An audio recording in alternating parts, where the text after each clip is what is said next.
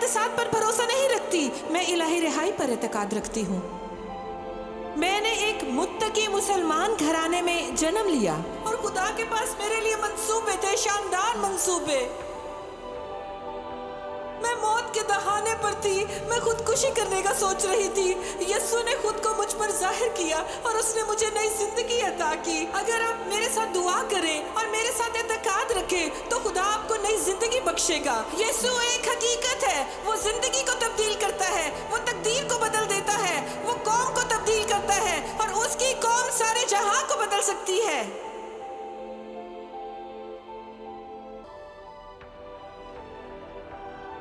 अच्छा, मैं अपने प्रोग्राम का हिस्सा बनने के लिए आपका शुक्रिया अदा करना चाहती हूँ और ये प्रोग्राम पूरी दुनिया में दिखाया जाएगा, खास तौर पर मशरिक़ वस्ता में। और हमारे साथ होने के लिए शुक्रिया। मेरे लिए खुशी की बात है, ये एहसास है शुक्रिया। आपने मुझे दावत दी। शुक्रिया। मुझे आपकी किताब से बहुत फायदा हुआ है, खुदा के लोगों से जख्मी होना। मुझे इल्म है कि बाहर बहुत से लोग हैं, उनके जख्मों का वक्त है, चाहे वो चर्च में जख्मी हो या खानदान से जख्म खाएं या अपने दायरा कार से बाहर दुनिया में जख्म खाएं। हम जख्मी हैं और इसीलिए हमें यीशु की ज़रूरत है। जब आपने सुलह करना चाही तो चर्च के बुजुर्गों से कोई जवाब ना पाया, जी हाँ, क्योंकि वहाँ से चोट पहुंची और रद्द करने की वजह से जख्म पर जख्म मिला, तो कुछ ना पाया। ये आपके साथ कैसे मुवाफकत रखता है? आपने इसका कैसे मुकाबला किया? जी, मुझे इसके लिए दयानतदार बनना होगा, क्योंकि वो बहुत शानदार लोग थे, वो भले लोग थे, वो कलाम को जानने वाले थे, वो रहनुमा थे।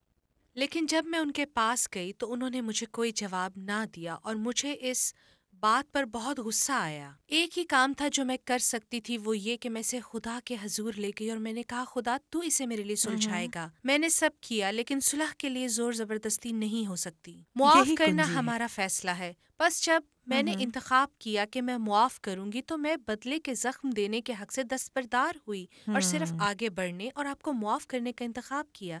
सुलह के लिए दो फरीकों को आना होता है और अगर आमीन। दूसरा फरीक सुलह से इनकार करे तो फिर आप कुछ नहीं कर सकते। बस आपको सिर्फ आगे बढ़ना होता जी। है। लेकिन ये सच है कि मुझे उन पर बहुत गुस्सा जी आया। हाँ। आज तक मुझे इसमें मुश्किल पेश आती है क्योंकि वो रहनुमा की पोजीशन में है और उन्होंने इस बात की जरूरत ना महसूस की कि जिसे उन्होंने जख्म दिए हैं उस तक पहुँचे। बस हम लोग आगे बढ़ते चले गए और हमने इसे पसे पुश डाल दिया जैसे कुछ हुआ ही ना हो। बस मैं इस तरह आगे बढ़ती रही। मैं मानती सही हूँ है। कि मैं गुस्सा में थी, जो कि सही ना था, और मेरे सब कुछ करने के बाद भी हम लोग आसानी सुलह की तरफ बढ़ सकते थे। आखिरकार मैंने खुदा पर भरोसा किया कि वही इसे सुलझाएगा। मैं जानती हूँ कि मैं ये कहती रहती हूँ, मुझे याद नहीं, लेकिन जी। पहले या दूसरे पतरस में उसके 4 बाब और 23वीं आयत में यूं मरकूम है कि जब यीशु के साथ बदसलूकी की गई, जब जी उसे हाँ। रद्द किया गया तो उसने अपने दिफा में कोई बहाने नहीं बनाए। ना गाली के बदले उसने गाली दी, बल्कि खामोश रहा और अपने आप को उसके ताबे कर दिया, जो तमाम चीजों की दुरुस्त अदालत वाह। करता है। बस हम अपनी सारी बेतरतीबी को समेट कर खुदा पर भरोसा रखें कि एक दिन वो इसे सुलझाएगा। जी वो हाँ। जानता है कि उन्होंने क्या कोशिश की है। हो सकता है उन्होंने कोशिश की हो जो मेरे इल्म में नहीं, मैं इसका अंदाजा नहीं लगा सकती।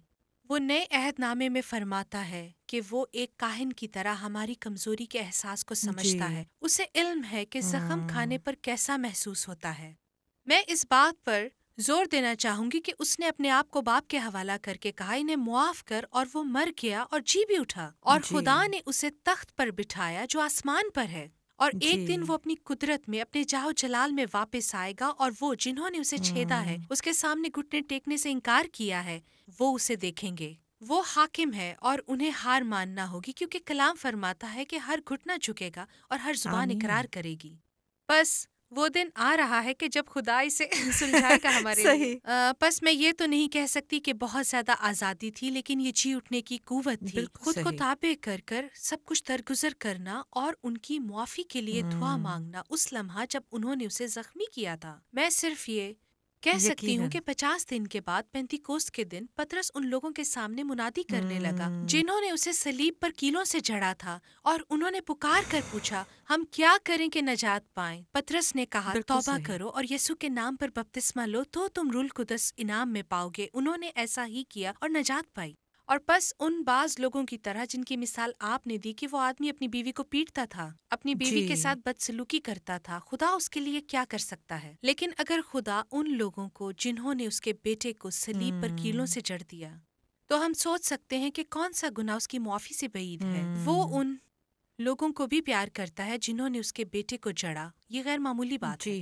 اور جب وہ لوگ فروتن بن کر اپنے گناہوں سے توبہ کر کے اور ان کا اقرار کرتے ہوئے اس کے پاس آئے اور معافی مانگی، وہ خدا کے خاندان میں شامل ہو گئے۔ ہم انہیں آسمان پر دیکھیں گے، یہ ایک شاندار بات ہے۔ بس یسوع نے جو صلیب پر دعا کی کہ اے باپ ان کو معاف کر، اس کا جواب 50 دن کے بعد عید پینتیکوست کے دن ملا جب وہ معافی کے طالب ہوئے۔ یہ حیرت انگیز ہے، یہ اتنی خوبصورت بات ہے کہ زمین پر رہتے ہوئے ایک موقع ملتا ہے، جب تک ہم سانس لیتے ہیں، یہ موقع ہے، یہ چانس یا یہ موقع کسی بھی گناہگار کے لیے ہے۔ کیا کچھ ہے ناظرین میں سے اگر کوئی پروگرام دیکھتے ہوئے یہ سوچتا ہے کہ خدا یہ معاف کر سکتا ہے لیکن مجھے نہیں معاف کر سکتا، کیونکہ آپ میں سے بہت سے لوگوں نے مجھے لکھا کہ میں قاتل ہوں، جبری زنا کرنے والا ہوں۔ خدا نے آپ کو اس لیے معاف کر دیا کیونکہ آپ کو پیٹا جاتا تھا، آپ ظلم کا شکار تھیں، لیکن خدا مجھے معاف نہیں کر سکتا۔ یہ دشمن کی طرف سے جھوٹ ہے، اور خدا چاہتا ہے کہ آپ جان لیں کہ وہ مر گیا تھا آپ کے گناہوں کی خاطر۔ اس کے بیٹے یسوع کے قاتلوں نے اسے قبول کیا، انہوں نے اسے اپنا خداوند اور نجات دہندہ قبول کیا، اور اسی وقت توبہ کی، اپنے گھٹنوں کے بل ہو کر اس کے نام کو تسلیم کیا۔ ہو سکتا ہے کہ یہ دن آپ کا ہو، تاکہ آپ توبہ کریں اور کہیں یسوع میں تیرے پاس آتا ہوں، مجھے قبول کر اور مجھے معاف کر، اور میری تمام کمزوریوں اور خطاؤں سے مجھے پاک صاف کر۔ اور وہ ایسا کرے گا، اس سے کوئی فرق نہیں پڑتا کہ آپ نے کون سا گناہ کیا ہے۔ برسوں پہلے میں ایک ایسی عورت کی دوست بنی جسے آپ کہہ سکتے ہیں کہ موت کی دہلیز پر تھی۔ وہ ہماری اسٹیٹ کی جیل میں قید تھی اور اپنی موت کی منتظر تھی، کیونکہ اس نے اپنی ماں کو قتل کیا تھا اور دیگر لوگوں کو بھی۔ در حقیقت اس کے اوپر 3 افراد کو قتل کرنے کا الزام تھا، لیکن میں جانتی ہوں اس نے 5 کیے تھے۔ میں ان تفصیلات میں نہیں جاؤں گی کہ میں کیسے اس کی دوست بنی، لیکن میں اسے جیل میں ملا کرتی تھی، اور جس دن اسے پھانسی دی جانی تھی، در حقیقت مجھے اس کی پھانسی کا سرکاری گواہ بننا تھا، اس لیے میں وہاں موجود تھی۔ وہ چاہتی تھی میں وہاں رہوں، لہٰذا میں وہیں تھی۔ لیکن چند گھنٹے پہلے میں اس کے پاس گئی، اور ٹھیک جیل میں جانے سے پہلے اس نے ایک مبشر کو کلام کرتے سنا۔ ریڈیو پر اس نے یہ سنا کہ خدا کوئی سا بھی اور سارے گناہ معاف کر سکتا ہے۔ بس وہ اپنے کمرے کے کونے میں گھٹنوں کے بل ہو گئی، اور اس نے خدا سے دعا کی کہ اس کے گناہ معاف کر دے، جو 5 قتلوں پر مشتمل تھے، بہت سے دوسرے گناہ، بڑے قتل اور بڑے گناہ بھی تھے، اور خدا نے ایسا کیا، وہ معاف کر دی گئی، اور 6 سال سے وہ جیل میں قید تھی، اور اس دوران کوئی آ کر اسے بائبل پڑھانے اور اسے دعا کروانے آیا، بس وہ ایمان میں بڑھ گئی، یہاں تک کہ وہ دوسرے قیدیوں اور محافظوں کے لیے قوت بنی، اور وہ اس کے پاس آیا کرتے تھے۔ لیکن جس دن اسے پھانسی دی گئی، وہ جانتی تھی کہ وہ ابدیت میں قدم رکھنے والی ہے، وہ جانتی تھی کہ وہ اس رات یسوع کو دیکھے گی، اور میں جانتی ہوں کہ وہ تھوڑی بے قرار تھی کہ کیا میں واقعی خدا کی عدالت سے بچ گئی ہوں۔ اور میں نے اس سے پوچھا، کیا آپ کبھی سمندر پر گئی ہیں جہاں ساحل سے لہریں ٹکراتی ہیں؟ اور اس نے کہا ہاں۔ میں نے کہا آپ کو پتا ہے کہ ساحل کے ساتھ چلتے چلتے ریت میں وہ کیکڑوں کے بنائے ہوئے سوراخ ہوتے ہیں، آگے جا کر آپ کو شاید وہ گڑھے ملیں جن سے بچوں نے ریت پر محل یا کچھ اور بنایا ہوتا ہے، اور تھوڑا اور آگے جائیں تو وہ کیچڑ صاف کر رہے ہوتے ہیں اور ایک بڑا سوراخ ہوتا ہے۔ جی ہاں۔ بس میں نے اس سے پوچھا، ویلما جب لہر آتی ہے تو ان گڑھوں کا کیا ہوتا ہے؟ اس نے 1 منٹ کے لیے سوچا اور پھر وہ مسکرائی، کیونکہ جب لہر آتی ہے تو پانی ان تمام گڑھوں کو مساوی طور پر بھر دیتا ہے۔ بس ہمارے گناہ ان گڑھوں سے ہیں۔ ہو سکتا ہے آپ کے گناہ چھوٹے ہوں، ہم گناہ کو چھوٹا سمجھتے ہیں، لیکن گناہ گناہ ہیں، کیونکہ ان تمام نے یسوع کو صلیب دی۔ ہم ان کی تفریق کر سکتے ہیں، جیسے آپے سے باہر ہونا چھوٹا گناہ ہے، یا جھوٹ بولنا، اور درمیانی درجے کے گناہ ہیں۔ ہو سکتا ہے چوری کرنا یا غصہ کرنا، مجھے علم نہیں۔ جی، اپنی والدہ کا قتل کرنا گناہ کبیرہ ہو سکتا ہے، لیکن یسوع کا خون لہر کی طرح ہے۔ جب ہم صلیب کے پاس آتے ہیں تو یسوع کا خون ہمیں مساوی طور پر چھپا لیتا ہے۔ اس سے کوئی فرق نہیں پڑتا کہ گناہ چھوٹا ہے، درمیانہ ہے یا بڑا ہے، ماضی، حال یا مستقبل ہے، کوئی فرق نہیں پڑتا۔ ہمارے سارے گناہ یسوع کے خون میں چھپ جاتے ہیں۔ ہم معافی پا سکتے ہیں، اس کی صرف ایک شرط ہے کہ ہم صلیب کے پاس آئیں اور خدا سے کہیں کہ ہمیں افسوس ہے اور اس سے کہیں کہ ہمیں اپنے خون میں ڈھانپ لے اور صاف کرے، اور وہ ایسا ہی کرے گا کیونکہ وہ اسی لیے یسوع کو صلیب جی تک ہاں، لایا کہ وہ اپنا خون بہائے اور ہمارے گناہ یہ دور کرے، اس خوبصورت کی ہے۔ تعریف ہو۔ بالکل میں بہت جی خوش ہوں کیونکہ میں بھی ایک قاتل ہوں۔ یسوع کو جاننے سے قبل میں نے اپنے 2 بچوں کو پیدا ہونے سے پہلے قتل کیا تھا۔ مجھے اس کی معافی کی ضرورت ہے، لیکن مجھے خود کو معاف کرنے کی بھی ضرورت تھی، بالکل ٹھیک۔ کیونکہ میں اندھی اور کھوئی ہوئی تھی۔ اس نے میری آنکھیں کھولی اور میں ایسی تھی کہ میں نے کیا کیا ہے، اور میں نے اس قتل کا سامنا کیا۔ اور اسی وجہ سے جب میں جیلوں میں جاتی ہوں، میرے شوہر کی جیل منسٹری ہے، اور ہم ان کو بتاتے ہیں کہ میں سلسلے وار قاتلوں سے بہتر نہیں، میں نے اپنے 2 بچوں کو پیدا ہونے سے پہلے مار ڈالا، لیکن خدا کی تعریف ہو۔ بس میں اس موقع کے لیے تہ دل سے شکر گزار ہوں، جیسے آپ نے کہا وہ آتا ہے اور ہر چیز کو سنبھالتا ہے اپنے لہو سے۔ جی، اور اوہ آج جی 2000 جی سال بعد بھی اس لہو میں قوت ہے تاکہ شفا دے، جی دھوئے، معاف کرے اور صاف کرے۔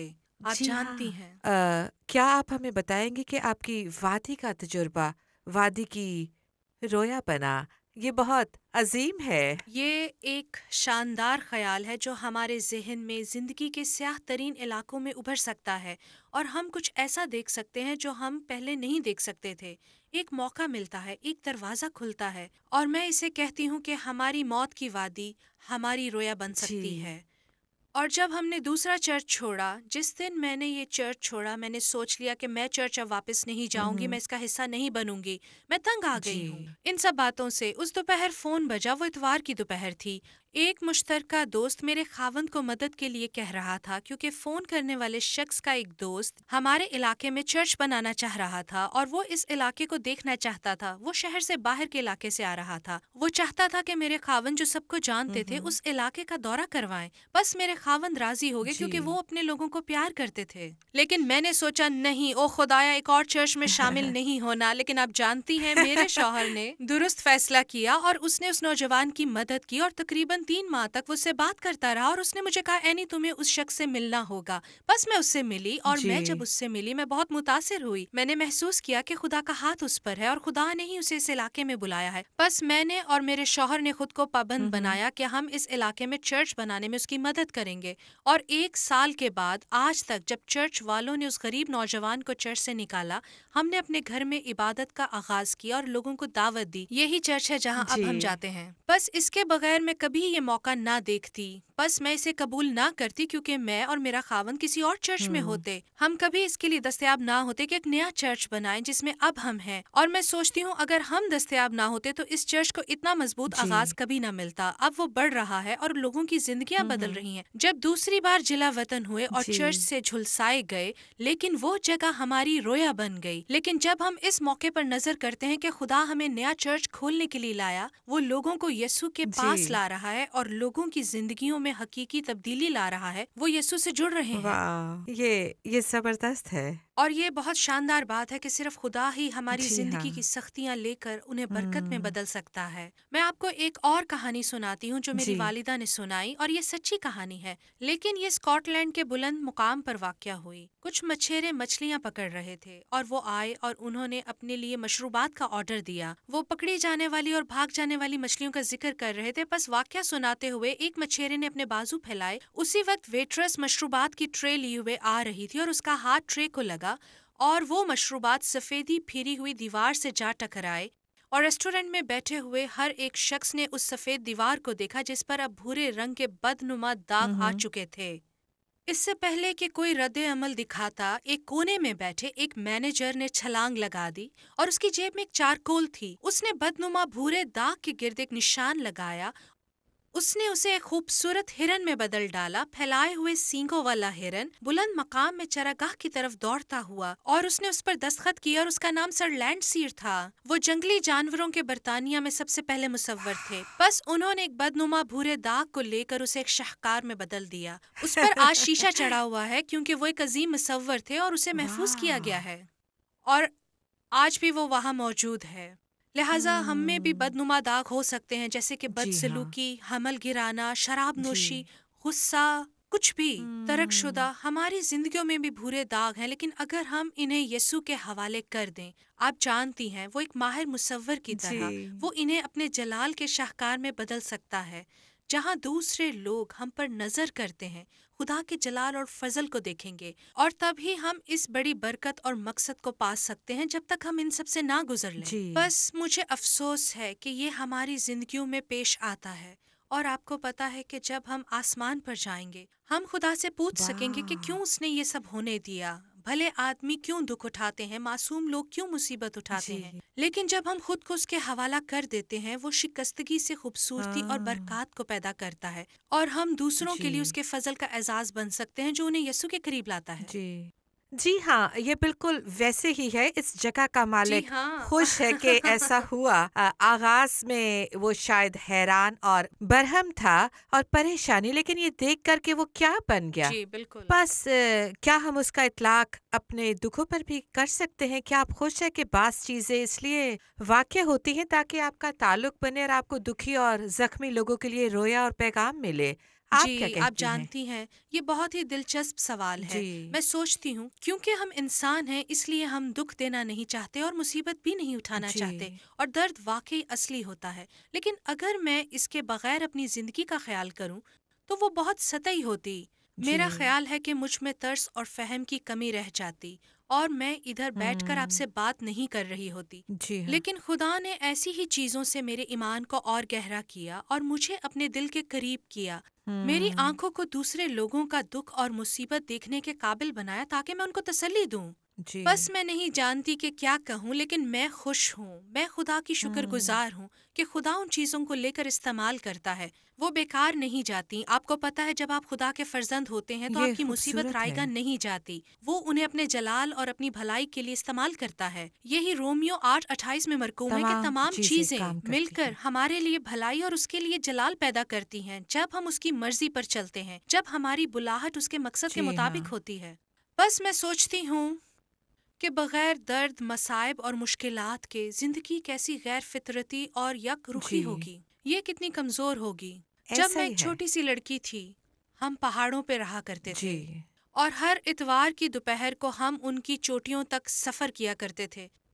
میرے والد ہمیں کو پیمائی پر لے جاتے، پہاڑوں کی چوٹی پر بڑے درخت ہوتے، یا تو وہ بڑے ہوتے یا وہ ٹوٹے گرے جی پڑے ہاں ہوتے، لہٰذا میں نے اپنی والدہ سے پوچھا کہ ایسا کیوں ہوتا ہے، یا تو درخت بہت بلند ہوتے ہیں یا زمین پر گرے ہوتے ہیں۔ انہوں نے کہا یہاں تیز ہوائیں چلتی ہیں، اور اس ہوا کو برداشت کرنے کے لیے درخت یا تو بڑے ہوتے ہیں یا ٹوٹ کر گر جاتے ہیں۔ بس ہماری زندگی میں جب تیز ہوائیں چلتی ہیں اور جب وہ چلتی ہیں تو یہ ہمارا چناؤ ہوگا، یا تو ہم ایمان واہ اور دوسروں کے لیے درد رکھنے میں مضبوط بن جائیں، یا ہم اس دباؤ میں ٹوٹ کر غصے، کڑواہٹ اور انتقام سے بھر جائیں۔ لیکن ایک شخص جو ایمان میں جی ہاں مضبوط ہو اور دوسروں اور یسوع کے لیے محبت رکھتا ہو، وقت گزرنے کے ساتھ لوگ اسے جی جان جاتے ہیں، اور پھر خدا اس شخص کو استعمال کرتا ہے تاکہ وہ دوسرے لوگوں کو مضبوط کرے۔ یہ بہت اہم ہے، اور ہم باتیں بھی بتاتے ہیں کہ جب ہم زخمی ہوئے تو ہم نے سوچا کہ خدا بھی اس کا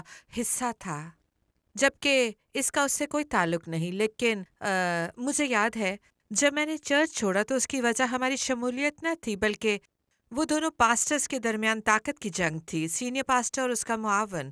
اور انہوں نے ہمیں کہنا شروع کر دیا کہ اگر تم اس پاسٹر کی بیوی کے ساتھ بیٹھی تو تم ہمارے ساتھ نہیں بیٹھ سکتی، اس طرح کی اہم کانا باتیں۔ اور پھر 2 سال تک اس معاملے کے لیے دعا کرنے کے بعد مجھے اور میرے خاوند کو کہنا پڑا ہمیں یہاں سے باہر نکلنا ہوگا۔ لیکن میں نے آپ کی طرح بعد میں ان سے کہا، اور میں ان کے پاس گئی اور میں پاسٹر کی بیوی سے ملنا چاہتی تھی، اور میں نے کہا کہ میں اسلامی پس منظر سے نومرید ہوئی تھی، لیکن یہ دیکھ کر میں اسلام میں داخل ہو جاتی، اور یہ اس کے لیے ایک مضبوط بیان تھا۔ اس نے اسے جھنجھوڑ دیا، اور آپ کی صورتحال کے برعکس انہوں نے اسے جی قبول کیا، اور انہوں نے اپنی راہیں تبدیل کر لیں اور جی ہر چیز بالکل۔ کو تبدیل کر جی دیا۔ ہاں اور آپ کی کتاب کے ایک حصے میں آپ نے اپنے والد کی بات کی ہے، آپ کے اپنے والد جو خدا باپ کی کامل نمائندگی کرتے تھے۔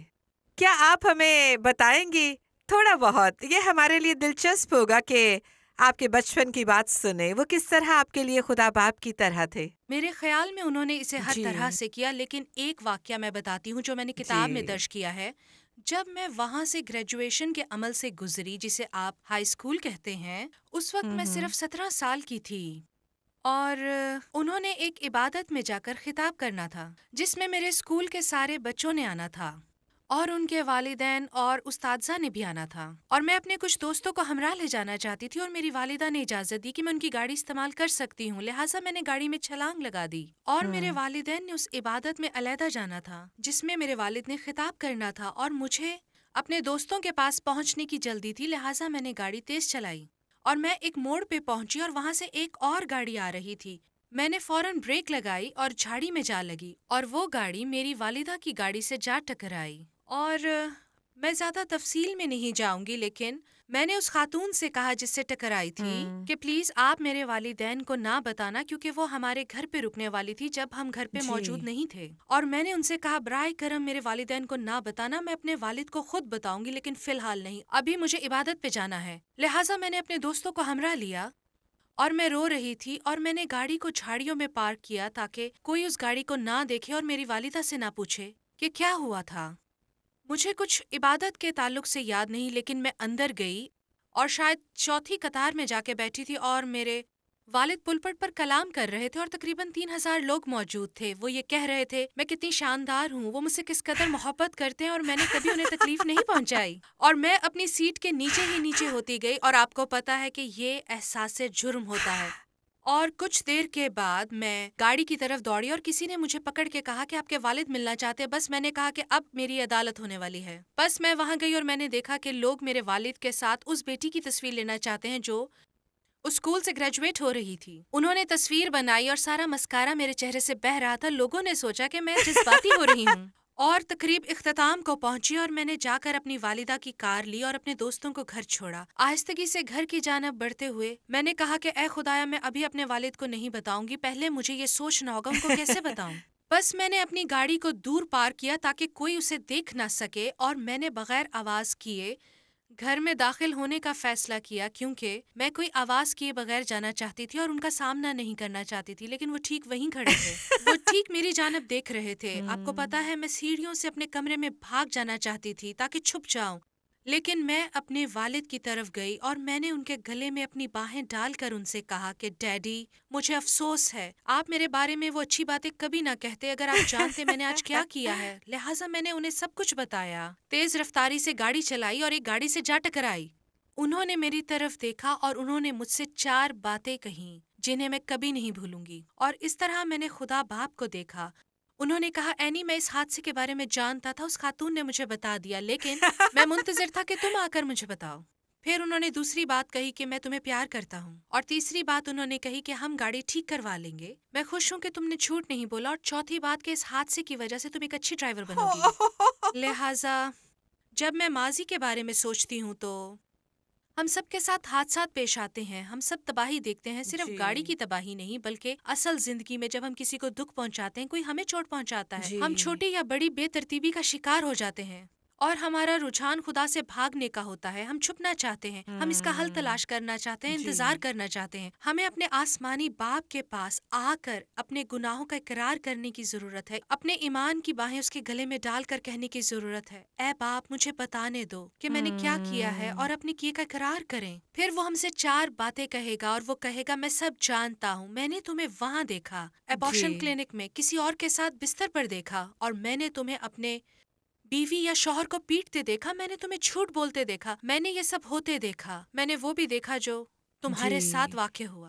میں بس منتظر تھا کہ تم آ کر مجھے بتاؤ، میں تم سے پیار کرتا ہوں، اور اگر تم اسے مجھے دے دو تو میں ٹھیک کر دوں گا، اور تم ایک بہتر انسان بن جاؤ گے، جیسا کہ میں نے آپ سے پیشتر کہا۔ بس میرے والد نے مجھے ایک حیرت انگیز طریقے سے سبق سکھایا جس کو میں نہیں جانتی تھی کہ وہ سکھا رہے ہیں، لیکن جب میں ماضی کو دیکھتی ہوں تو مجھے یاد ہے انہوں نے کیا کہا، اور میں سوچتی ہوں کہ وہ کتنے عاقل تھے۔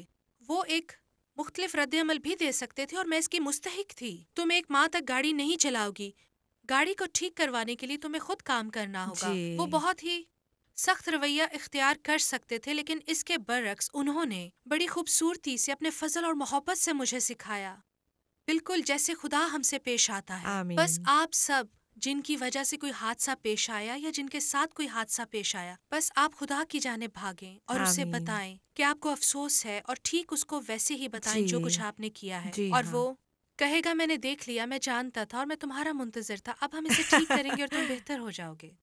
آپ کو پتا ہے میں نے ہاجرہ کی کہانی سے کچھ سیکھا ہے۔ جب وہ زخمی ہوئی اور وہ دوسری مرتبہ گھر سے بھاگ گئی اور خدا نے اس کے بیٹے کے لیے اس کی پکار کو سنا، تب وہ اس کے پاس آیا اور اس نے کہا، ہاجرہ میں تمہیں پانی دوں گا، اور اس نے کہا میں چاہتا ہوں کہ تم اس بات کو یاد رکھو کہ میں تمہیں قوموں کی ماں بناؤں گا اور تمہارے بیٹے کو ایک بڑی قوم بناؤں گا۔ اور جو سب سے پہلا کام جو ہاجرہ نے کیا وہ پانی لینا تھا، لیکن اسماعیل کے لیے باہر نکل کر بیوی ڈھونڈنا، شاید یہ خدا کے وعدے پر اس کا یقین کرنے کا اپنا طریقہ تھا جو اس نے اس کے مستقبل کے لیے کیا تھا، کیونکہ اسے یہ اعزاز حاصل تھا کہ وہ ابراہیم کی دوسری بیوی تھی اور اس نے اس کے پہلے بیٹے کو جنم دیا۔ اب اسے خالی ہاتھ گھر سے باہر نکال دیا گیا۔ بس وہ آرام دہ زندگی نہیں گزار رہی تھی، وہ ایک ضدی بچے کی واحد کفیل تھی، لیکن پھر بھی خدا کے پاس ان کی زندگی کے لیے ایک مقصد اور مستقبل موجود تھا، اور وہ ضرور قوموں کی ماں بنی اور اسماعیل قوموں کا باپ بنا۔ بس زخموں، دکھوں اور بد سلوکی کا شکار لوگوں کے لیے میری سوچ یہ ہے کہ ماضی میں رہنے کی بجائے آگے بڑھیں، جہاں آپ کے مستقبل کے لیے خدا کے پاس ایک مقصد ہے، جیسے کہ یرمیہ 29 باب کی 11ویں آیت میں لکھا ہے، خدا آپ سے پیار کرتا ہے اور آپ کے لیے مقصد رکھتا ہے، برائی کا نہیں بلکہ اچھائی کا، تاکہ آپ کو مستقبل میں امید بخشے۔ لیکن بعض اوقات اس کا رکھا ہوا مستقبل ہمارے تصور سے مختلف ہوتا ہے، اور ہماری زندگی میں جو تصویر وہ بناتا ہے وہ ہماری سوچ سے مختلف ہو سکتی ہے، اور جب آپ پروان چڑھ رہے ہوں اور اس وقت جو خاکہ آپ نے بنایا اتنے سالوں سے وہ مختلف ہو۔ خدا آپ سے پیار کرتا ہے، اور میرا ایمان ہے کہ وہ چاہتا ہے کہ جو مقصد وہ رکھتا ہے آپ اسے قبول کریں۔ وہ آپ کی سوچ سے مختلف ہو سکتا ہے، لیکن میں آپ کو بتا سکتی ہوں کہ اس کا منصوبہ آپ کے منصوبے سے بہت زیادہ شاندار ہے۔ بس اگر آپ زخمی ہیں تو کیا آپ ان کو معاف کریں گے جنہوں نے آپ کو زخم دیے، اور پھر ان کے پاس جا کر انہیں برکت دیں، چاہے وہ آپ سے صلح کریں، چاہے وہ سخت دلی کا مظاہرہ کریں؟ بس آپ انہیں معاف کر کے خود کو آزاد کریں اور انہیں برکت دیں۔ اور اگر آپ نے کسی کو چوٹ پہنچائی تو آپ خدا کے پاس جائیں اور اقرار کریں کہ آپ کو افسوس ہے، پھر ان کے پاس جائیں اور کہیں آپ کو افسوس ہے، اور ان کے رد عمل کی بالکل پرواہ نہ کریں۔ آپ نے خدا کے سامنے بالکل درست کام کیا، اور رشتے بنانے کے لیے جو کچھ آپ کر سکتے تھے آپ نے کیا۔ اور اگر زخموں نے یا زخم دینے والوں نے آپ کی زندگی میں بے ترتیبی مچا رکھی ہے اور آپ ان کرچیوں کے ساتھ ایک تباہ حال زندگی گزار رہے ہیں، تو بس اسے خدا کے پاس لے جائیں۔ خدا ٹوٹے ہوئے ٹکڑوں کو استعمال کرنا پسند کرتا ہے، وہ ان کرچیوں کو استعمال کر سکتا ہے، وہ تاریکی کو برکت میں بدل سکتا ہے، وہ آپ کی زندگی کو بحال کرے گا اور رہنمائی کرے گا جس کا مقصد آپ کی سوچ سے بڑھ کر ہوگا، اور اس کی اہمیت ابدی ہوگی، اور خدا آپ کو اپنے جلال کے لیے استعمال کرنا چاہتا ہے، اور وہ اس عمل میں آپ کو اپنے اور قریب لانا چاہتا ہے تاکہ آپ اس کی خاطر اس کی محبت میں بڑھتے جائیں